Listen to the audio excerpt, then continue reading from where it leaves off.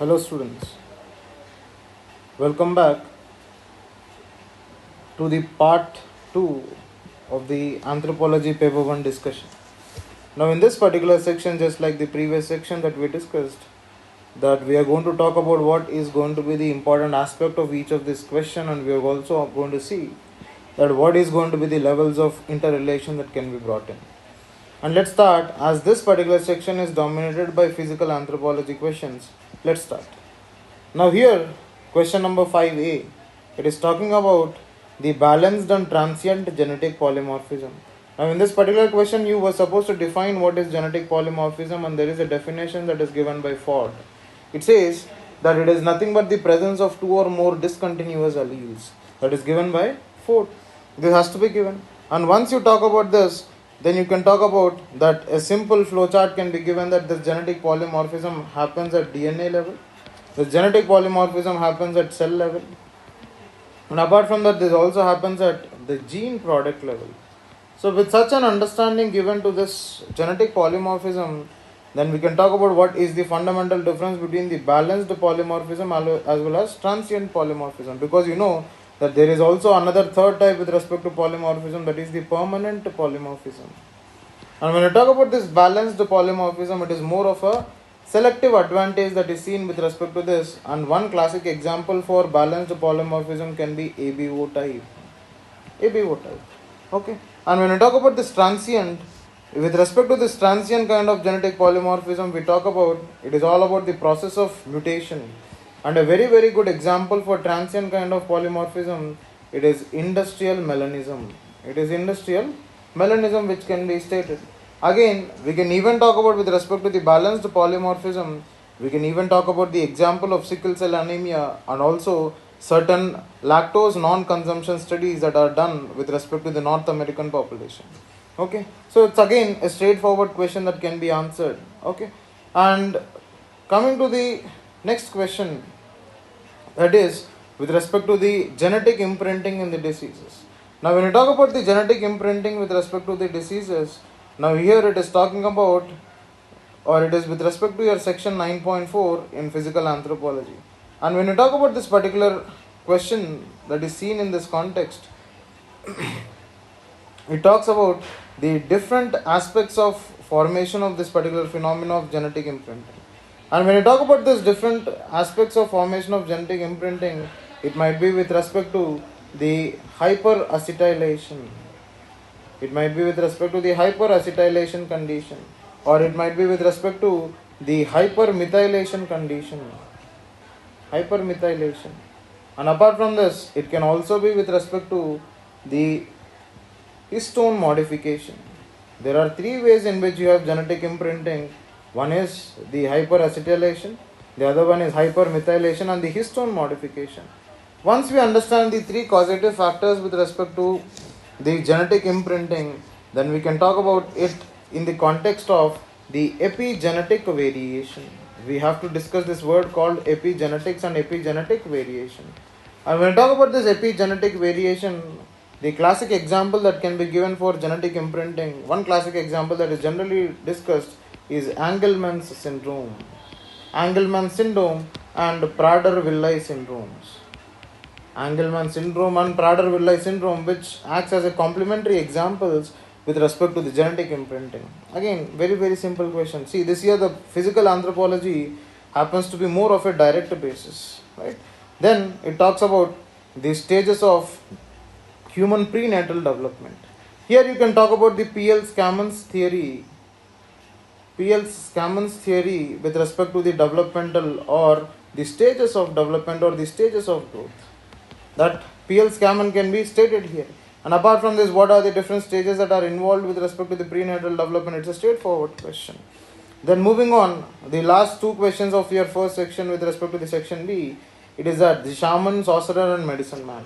And when we talk about this particular aspect of shaman, sorcerer and medicine man, these are nothing but magico-religious functionaries.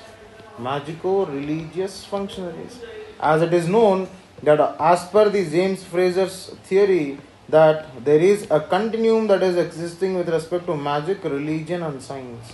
There is a continuum that is existing. On this basis of the continuum, On this basis of this continuum, you would see that there is this kind of transition that is generally observed in this aspect. And here we have to talk about that there is a kind of evolution that is happening across this different magico-religious functionaries that are present. Even Malinowski talks about such a kind of transition, right? So in this aspect, simple structure that can be seen is what is the function of each of this particular magico-religious functionaries and what is the significance that is seen with respect to these functionaries in the major societies. This can be done. Then the next one, with respect to the household and domestic group. And this household and domestic group, now again we see a continuum. We see a continuum that is existing, that family, then moving on to the household, then domestic group. There is a kind of transition that is existing among these three words that are seen. Okay, and we can talk about the L.H. Morgan's study here. We can talk about the L.H. Morgan study that is present with respect to the household and domestic group, right? Okay, next, moving further. The next question is, it is about the various socio-cultural studies. The various socio-cultural studies that are being spoken about. The various socio-cultural studies that are being spoken about. Here we have to see that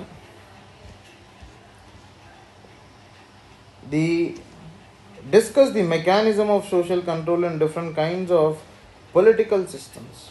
Now, when they are talking about the different mechanisms that are existing with respect to the social control, here one particular thinker that has to be stated categorically is R.C. Brown. R.C. Brown has to be stated categorically. Then apart from this, we can even talk about the certain theories that are existing with respect to the social control.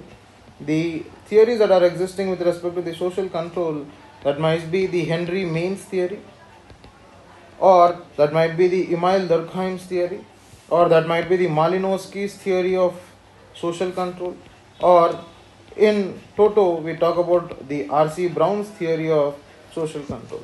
Now once we discuss about these social controls, then we can talk about that what are the different types that are existing with respect to the social control. And when we talk about these different types with respect to the social control that are existing, we see that these types can be the internalized social control, which is nothing but a socialization process that is existing. Internalized control. Then apart from that, we can talk about externalized or external social control mechanism, which talks about sanctions. And with respect to this external or with respect to the sanctions format, it can be formal or informal, or it can be diffused or organized. There are different sources of social sanctions that are existing, and each social sanction is having its own function, its own corresponding function, right? And the further it can be seen that these social sanctions can also have a classification with respect to primary and secondary aspect, right? Or it can be also seen with respect to the positive and negative aspects, right? All these classifications have to be discussed with respect to what is the mechanism that is existing, and each of this classification can be substantiated with the example. Please understand that we have to categorically talk about what are the theories that are existing with respect to the social control mechanism, right? Moving on to the next question. What is meant by the health, and is the burden of lifestyle disease on the rise? Justify your answer with the suitable examples. Now here the simplest understanding of health can be that it is asking about that what do you understand by health, and the WHO's simple understanding of health does not mean mere absence of disease, but it talks about the physical well-being, the mental well-being, as well as the psychological well-being and the social well-being of the individual is what is defined as health. That is what is the simplest understanding with respect to WHO's meaning. Then after that, now here it is categorically talking about one particular concept called epidemiological transition.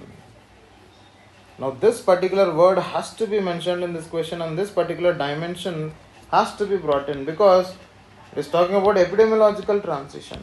And when you look at this epidemiological transition, and when you look at the theories or stages of epidemiological transition, we see there were three different stages that were existing: the first stage, the second stage, and the third stage, right? And when you look at this, The first stage was characterized with sedentarism, and it was also characterized with infectious diseases. The second stage, with respect to the epidemiological transition, we see although there was a decline in the infectious disease, but there was an increase with respect to the NCDs. Okay, and with respect to the third, what happens is you see a double kind of burden that is existing with respect to the third stage of epidemiological transition, and you see the both the infectious diseases like the pandemic that recently occurred, or the lifestyle diseases which are going to be the re-emergence, right? So this dimension has to be talked about, and this perspective has to be given to the question. And is the burden of the lifestyle on the rise? Yes, certainly it is on the rise. And when you talk about what are the fundamental aspects for it to be on rise, and it is the simplest understanding, the rise can be due to what? The rise can be, again, the rise can be due to the dietary patterns, that is especially the fat as well as the carbohydrate intake. Apart from this, then we can also talk about the increase with respect to the population. Apart from this, the increased sedentarism, right? The philosophy of couch potato, increased sedentarism, that is also another phenomenon that is existing. And apart from that, the substance abuse, that might be the culture of alcoholism, that might be the tobacco consumption, or any of these intoxication which will result in lifestyle diseases. Apart from this, we also see that there is an increase that is happening with respect to these lifestyle diseases in the recent past, and you also have to bring in the gender perspective that is existing with respect to the variation of lifestyle diseases. And this gender perspective with respect to the lifestyle diseases, we see that in the recent past there is an increasing aspect of the feminization of this concept. Right? These dimensions have to be discussed. Okay. They're asking you for suitable examples. Now, one simple example that can be talked about here is with respect to the search report. And this search report, it brings in the obesity of the women with respect to the Worli tribe. That is the increasing incidence of obesity with respect to Worli tribe due to the changing dietary patterns. This can be a case study that can be discussed here. Yet, moving on to the next question, critically evaluate the reasons of reduction. With respect to the age at menarche in human females over successive generations. And when you talk about this question, it is asking about the concept of menarche. And when we discuss this concept of menarche, it is talking about that menarche is what? It is the age at which the puberty stage is reached. Right? That is a fundamental understanding. And when you look at this question, they are asking about reasons of reduction in the human females. And when you look at this particular trend, now here one particular concept that has to be certainly talked about is the usage of the word the secular trends.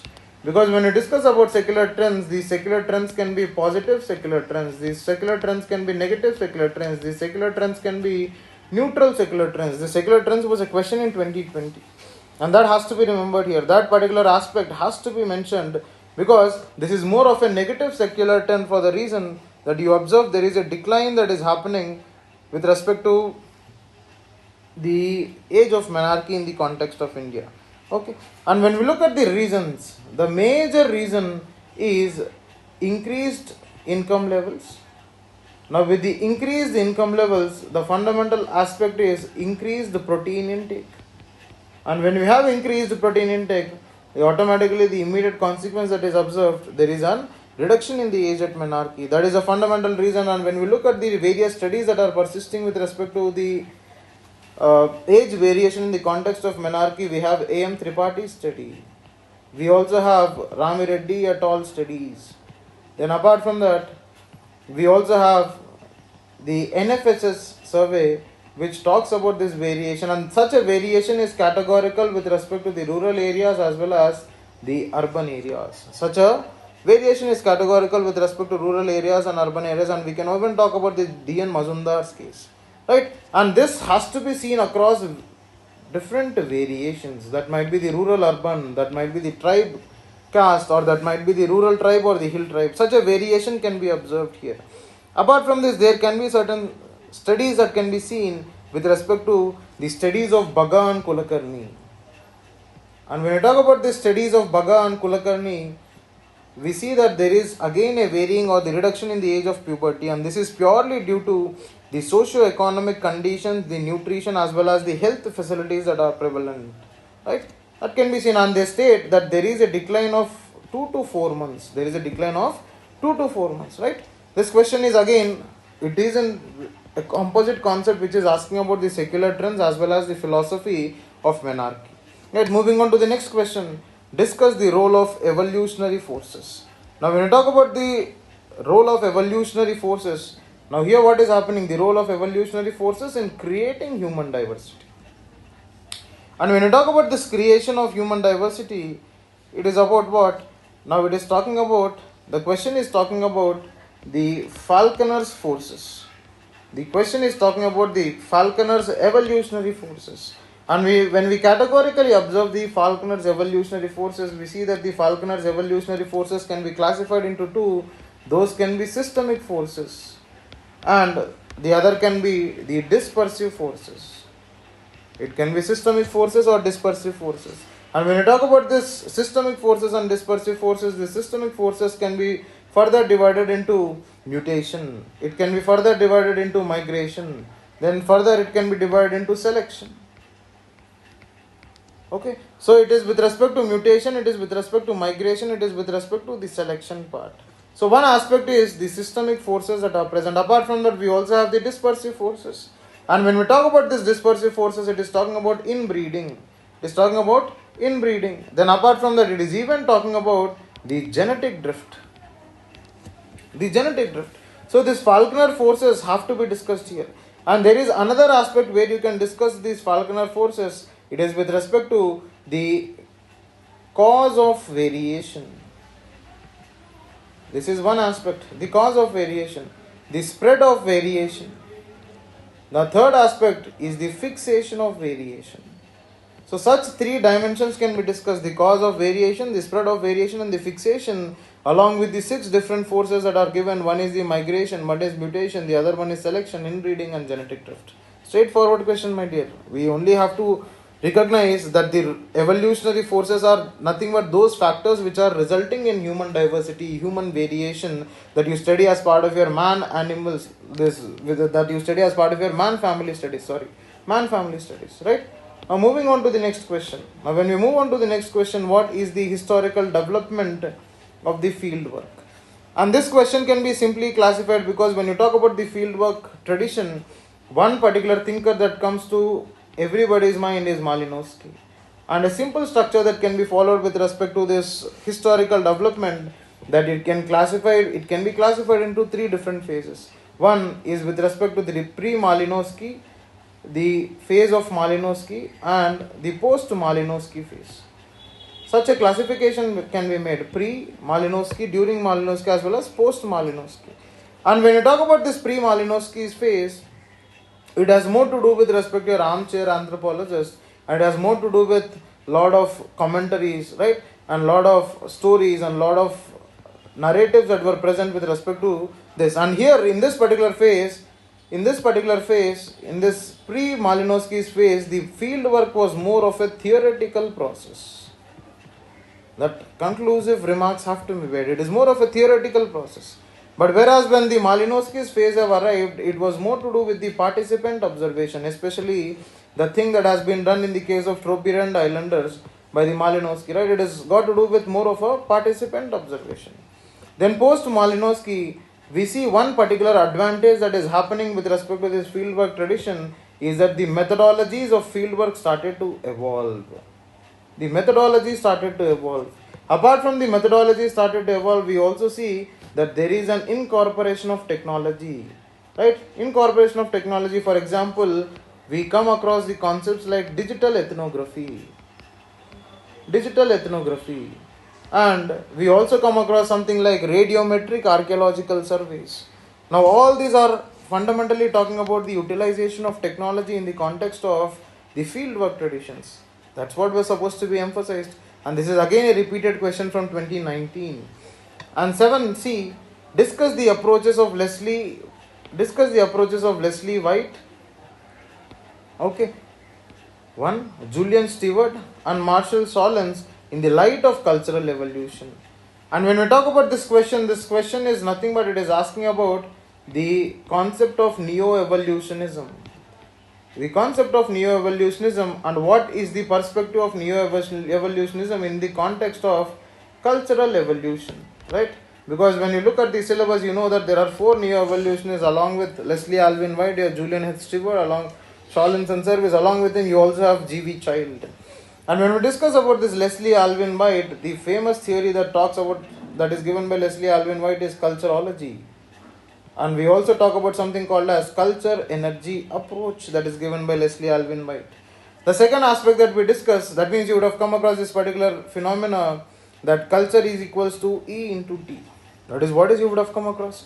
Then when you talk about the Julian H. Stewart theory and the approach, the Julian H. Stewart is the culture ecology approach. The culture ecology approach. And when you talk about the Marshall Solens approach, the Marshall Solens approach is got to do with the biocultural approach. The biocultural approach, and this approach is more of a composite kind with respect to the other neo-evolutionists. Along with that, we also talk about the general evolution and the specific evolutionary principles as a form of approach that is given by Solens in the context of the neo-evolutionism. You have to detail or elaborately talk about this, right? Then moving on to the next question. Here we see that discuss the contemporary population problems. Discuss the contemporary population problems in the light of various socio-cultural demographic theories. And here when we are discussing about the population problems, the first theory that comes to our head is the Malthusian theory of population. The Malthusian theory of population that is given with respect to the relation of the food as well as the population that is existing. Then apart from that, we can even talk about the Dumont's theory. Dumont's theory with respect to the social capillarity theory. Then apart from this social capillarity theory, we can even talk about the Nitty's principle. The Nitty's principle of individuality. Then we can even talk about the Leberstein theory that is related with respect to the population and economic growth. Now the question is asking about that the respective population problems as well as the demographic theories, these two have to be interrelated. Right? Then moving on to the next question, it is about what do you understand by the different blood group systems? How is HLA system different from red cell antigens? Now when we look at this question, after a long time, there has been a question that is asked from the chapter 9.6 of the paper 1. And when you look at this, they are asking about the genetic markers. And the understanding with respect to blood group system, we know that there are different variations that are present with respect to the blood group system. And when we talk about these different variations that are present with respect to the blood group systems, what can be seen is we have to emphasize about the concepts like multiple allelism. Apart from multiple allelism, we can even talk about the genetic polymorphism, because both of them are coexistent. Then apart from this, now here we talk about the blood group systems, and we know there are different kinds of blood group systems, ABO blood group system, MN blood group system, KD blood group system, right? So MN blood group system, all these are different blood group systems that are existing. And then we go on to talk about that how is HLA system different from those of the red cell antigen. Now in this context of differences between two different kinds of genetic marker, the first difference that can be seen is what is the chromosomal position.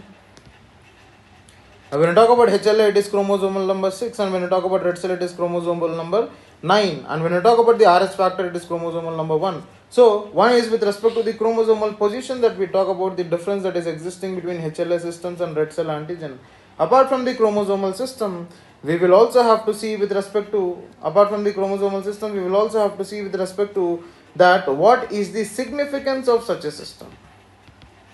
And apart from talking about significance, we also have to see what is the variation that is existing in the system. For example, when you talk about HLA system, we know that there are variations that are existing with respect to HLA system, and when we observe this kind of variation, it might be HLA A type, it's HLA B, HLA C, HLA D, and HLA AD kind of variations that are existing. We have 5 different alleles that are present. And when you talk about ABO, we know that there are 3 different alleles that are present with respect to your ABO. And when you look at the corresponding significance of HLA type and the corresponding significance with respect to HLA type, it is about tissue typing, it is about tissue matching, it is about tissue compatibility, and a factor called MHC is going to exist whenever we are discussing about HLA systems, right? And here this can be even emphasized that one particular interrelation or dynamism that can be brought in with respect to HLA is with respect to the immunogenetic method of man family studies. The immunogenetic method of man family studies can also be talked about whenever we are discussing about HLA system here.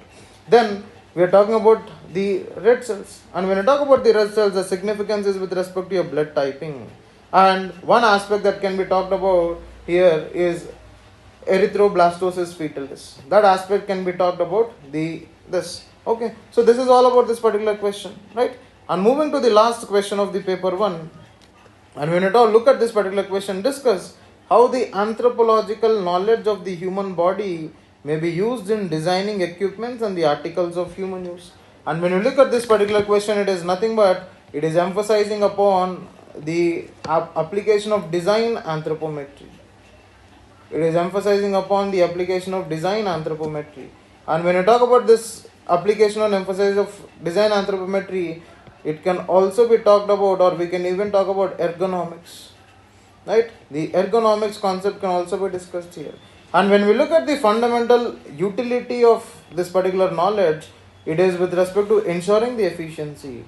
Along with that, it is also to ensure the specificity, and it is also to ensure the variation that is existing with respect to the population and its demands, right? All these aspects can be taken care. That variation can be with respect to race, that variation can be with respect to applications. As you know, these applications can be defense applications, these can be sports applications, this can be workspace applications, it can be industrial applications, or that variation can also exist with respect to these ethnic groups, right? Apart from this, we can even talk about that the gender perspective in designing. We can bring in the gender perspective with respect to designing of any of these equipments or articles of human use, for the reason that when you look at most of the machines, most of the machine design, or most of the ergonomics, they are more male centric. That the gender inclusion perspective can be brought in with respect to this aspect. Okay, and again the trade element can also be brought in. Okay, so this is fundamentally showing that anthropology as a subject, it is multi-dimensional in nature, and such knowledge has multiple applications, right? That is what is this question talking about. Okay, so this is all about the paper 1 discussion, right? Stay tuned for paper 2 discussion, and please make use of such discussions, right? Now here what are we emphasizing? It is fundamentally about what is the structure that we are supposed to write, what is the nature of the interlinkage that is supposed to be made, because always please remember that there is so much of apprehension that anthropology as a subject, it is static in nature. Please don't be carried away by these thoughts, for the reason that anthropology is a very, very dynamic subject that can be made with the corresponding interlinkages that we had seen in this context of the discussion that we had made for paper 1. Thank you.